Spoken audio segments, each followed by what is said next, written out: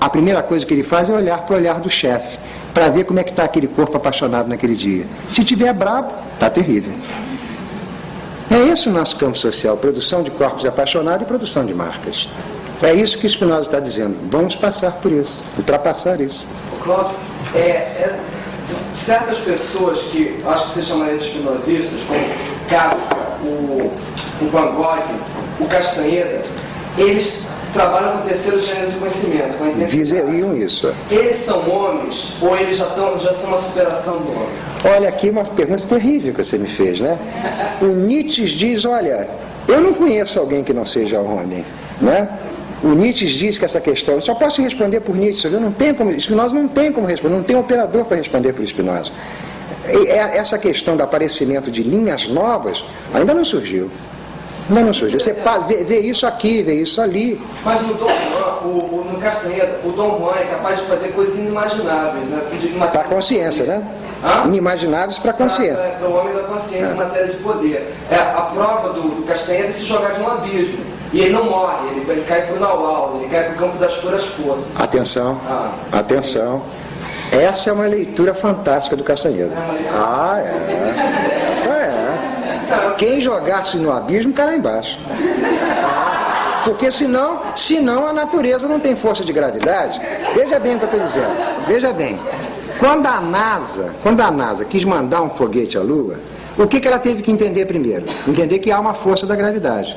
Se há uma força da gravidade, você, para mandar um foguete à Lua, você tem que produzir um foguete com força suficiente e velocidade suficiente para ultrapassar a força da gravidade. O que a NASA fez? Em vez de tornar a natureza um mestre, em vez de se subordinar à natureza, se associou com ela e entendeu que foi a Lua. Certo? Se o Castanheda está dizendo para a gente se atirar lá no abismo, ou ele, pelo menos, o Dom Juan se atirar, aí é a leitura que o cinema americano está fazendo do Castanheda, a leitura de consciência. Não é isso. Toda a questão do Castanheda é nos explicar em termos de natureza. Entender a natureza, ou seja, o Naual é a natureza para tomar conta do tonal. O tonal é a consciência. Exatamente para não permitir que a consciência fique nessas tolices. Caia nessas tolices. Mas se não der para explicar, tudo bem agora aqui. Mas como entender isso sem ser uma simbologia, então? Não é ao pé da letra, não é uma simbologia, então o que é? Você quer perguntar, está dizendo que a leitura do Castanheda não é literal. Não é literal. Não é literal no seguinte sentido. Por exemplo, quando você pega a leitura da biologia molecular, pega a leitura da biologia molecular fora dos quadros matemáticos, onde estão passando palavras em português, e lê, por exemplo, a ideia de enzima. Lê a ideia de enzima. Eu estou falando de ideia de enzima, porque enzima é uma ideia, né? Ainda que existe no real. Quando a biologia molecular pensa, por exemplo, em enzima, ela em momento nenhum ela se preocupa em dar significação àquele objeto. A questão dela é mostrar como que aquele motor, como que aquela máquina se agencia, como é que aquilo funciona. A leitura do Castanheda é uma leitura em termos semióticas intensas. Não é entender aquilo em campo de significação. O Deleuze, que é um grande leitor do Castanheda, ele não para de dizer isso.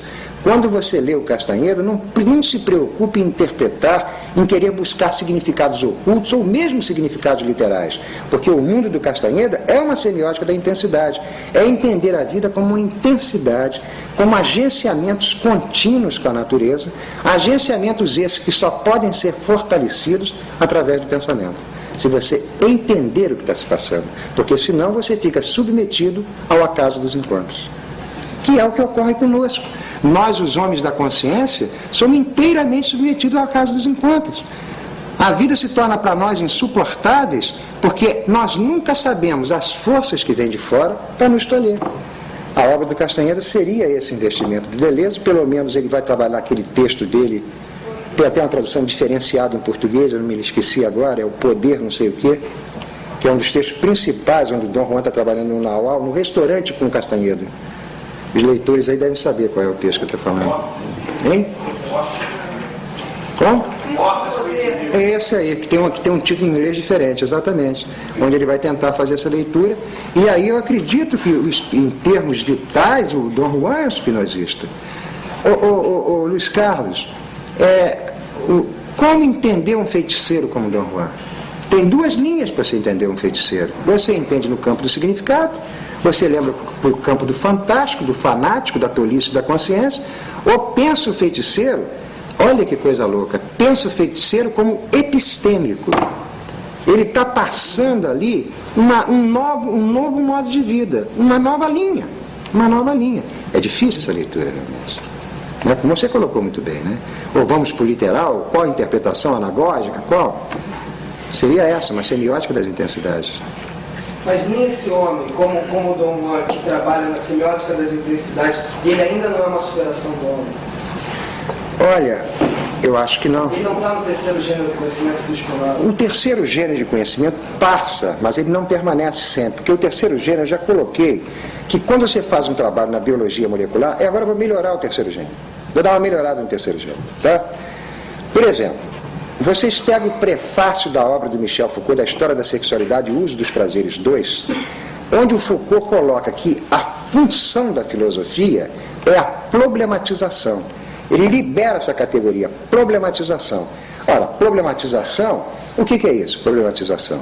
O que ele está falando em problematização é que o pensamento tem que fazer uma prática de problematizar a si mesmo. A si mesmo. Ou seja, a matéria do pensamento é ele mesmo. Ou seja, o pensamento não é aquele que tem que se submeter a objetos que estão no exterior. O que o pensamento tem que fazer o tempo inteiro é tornar ele matéria de problematização, que eu estou dizendo. É tudo que passar na sua vida tornar-se problematização. Ou seja, tudo é matéria de pensamento. Não importa o que, a música, a arte, o amor, a ternura, seja lá o que for, você problematiza. Você começa a produzir novos tipos de relação. Vou dar um exemplo que meus alunos já conhecem. Um fato, uma leitura que se faz de povos do norte da França, numa determinada época da história, um acontecimento muito bonito, um acontecimento que deveria inclusive ser trabalhado, que determinadas mulheres que vivem, como a maioria delas, nos matrimônios, né, que são casadas, sempre o casamento por acordos familiares, essas mulheres deliberaram valorizar as suas vidas afetivas. E ao querer valorizar as vidas afetivas delas, elas acharam e não tiveram dúvidas que a única maneira de passar o afeto no amor para a mulher era a prática do adultério. Então elas começaram a fazer prática do adultério não como prática de consciência transgressora. Elas não estavam transgredindo as leis do casamento.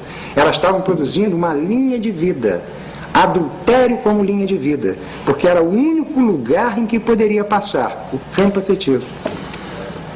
Não sei se entenderam isso daqui. Isso seria uma prática de terceiro gênero, porque você levou o matrimônio para o campo do pensamento. Porque se o matrimônio é alguma coisa regido por leis, é um jogo de famílias, o matrimônio era o lugar das mortes e dos fantasmas para as mulheres. Então elas passavam essas linhas enlouquecidas de produzir o adultério como fortalecimento da vida. Veja que risco elas tomaram ao se tornarem filósofas. Que risco terrível. Porque é exatamente isso que é a filosofia. Ou a filosofia é o risco superior da vida, ou não vale nada, não serve para nada. Vamos continuar com as ciências. Essa questão do adultério é a mesma de Labelle Lejour, do Well? No Labelle Lejour? Parece, se aproxima, né? Se aproxima.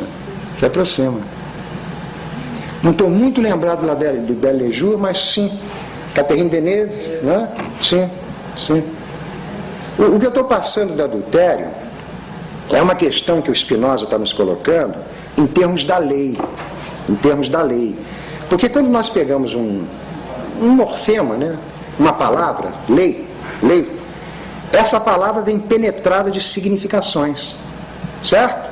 Então a palavra lei, ela é toda penetrada de significações religiosas. Moisés, etc., cheio de significações religiosas. Então Spinoza vai fazer alguma coisa muito parecida, não sei se vocês chegaram a ler, a Antígona, né, a tragédia Antígona, onde aparece um debate entre Antígona e Creonte sobre nomos, lei, né, a Creonte falando sobre lei, Antígona falando sobre lei, mas cada um passando uma noção completamente diferente. O que Spinoza está dizendo é que há duas leis. Há uma lei da consciência, uma lei dos signos, a lei fantástica, a lei fanática, e há uma lei da natureza. A lei da natureza é a lei dos afetos. Ou seja, aquele que vive em termos de natureza, a grande questão dele é fazer composições para aumentar a sua força. Então há essa diferença de lei, né? Você, quando pensa em Spinoza, fica muito surpreendido, porque ele está mostrando duas linhas na vida.